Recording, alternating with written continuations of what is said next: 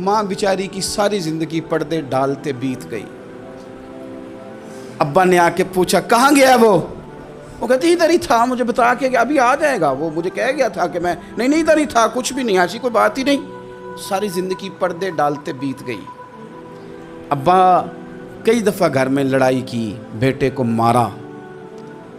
अम्मा ने आगे बढ़ के पुत्र के हिस्से की मार भी खाई, लेकिन उसी बेटे की शादी कर दी तो अम्मा को पता चला कि ओहो मैं तो समझदार ही नहीं थी, मेरा तो पुत्र मुझे कह रहा है अम्मा तू भी तो कभी सियानी हो जाया करना, अगर वो बोलती है तो तू ही चुप कर जा। तो फिर उसे एहसास होता है कि ओहो मैं तो सारी ज़िंदगी बेवकूफ़ रही, मैं तेरा दिफा करती रही, तेरे हिस्से के थप्पड़ खाती रही, और मुझे आज तूने बताया कि तू सियानी नहीं थी, आज तूने बताया कि तू अक्लमंदी नहीं थी। अम्मा तुझे क्या पता, मेरी बीवी के सामने तू ही सियानी हो जा।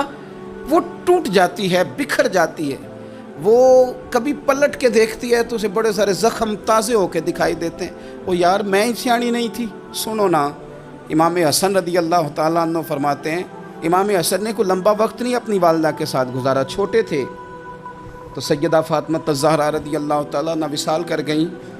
पर शेर खुदा के पुत्र की बात देखें, इमाम हसन कहते हैं लोगों मैं जब थोड़ा सा बाशऊर हुआ और मुझे चीज़ें थोड़ी सी दिखाई देने लगी तो मैंने कभी अपनी अम्मा के साथ एक प्लेट में खाना नहीं खाया था।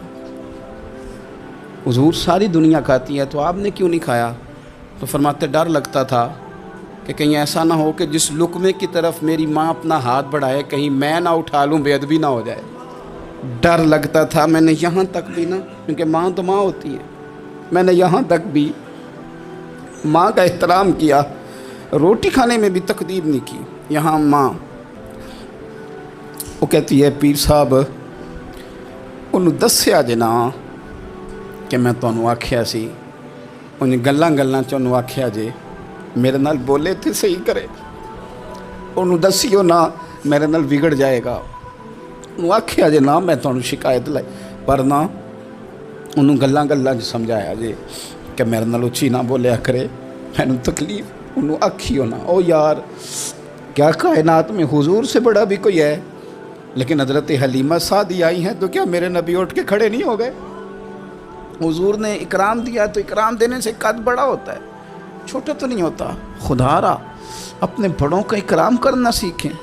इन्होंने किसी ने आपको जगह दी होगी, किसी ने आपको नौकरी दी होगी, लेकिन माँ बाप ने तो ज़िंदगी दे दी औलाद को, जवानियाँ दे दी, सारा कुछ दे दिया। और बच्चे हैं कि समझते नहीं। एहतराम के जज्बे अपनी तबीयत में लाएं, बेअदब ना बने, सुबे अदब ना कभी करें। आप ना कभी कोई ऐसा काम ना करें जिससे ना तकलीफ़ बढ़े, जिससे आजमाइश बढ़े। आप एहतराम वाले रहेंगे तो ख़ुद भी सजे संवरे निखरे रहेंगे।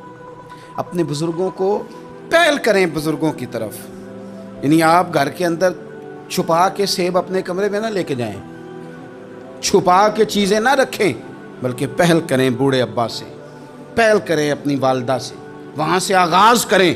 आप देखें बरकतें कितनी होती हैं। मैं कुछ बातें मुझे लुत्फ़ देती हैं। मेरे कुछ संगी हैं, 3 भाई हैं इकट्ठे, मुझसे बैत हैं, मेरे साथ बड़ा प्यार का रिश्ता है। तो कभी कभी ना खिदमत करने का दिल करता है उनमें से किसी का कि चलें हज़रत साहब आए हैं तो हम कुछ नजराना पेश करें। तो अपने बड़े भाई को वो थमाते हैं कि जनाब आप ये काम करें।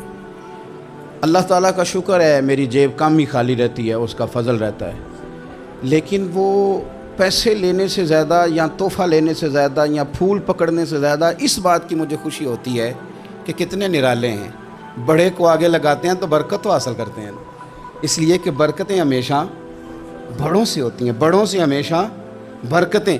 ये फूल का तोहफ़ा बड़े भाई को दे के जब आगे किया जाता है तो मेरे दिल को अच्छा लगता है, मुझे करार आता है कि यार ये लहजा ठीक है, ये अंदाज़ ये ठीक है। अपने बड़ों को आगे रखें, बड़ों को कलाम करने का मौका पहले दें, घर में कोई चीज़ लाएं तो तकदीम करें।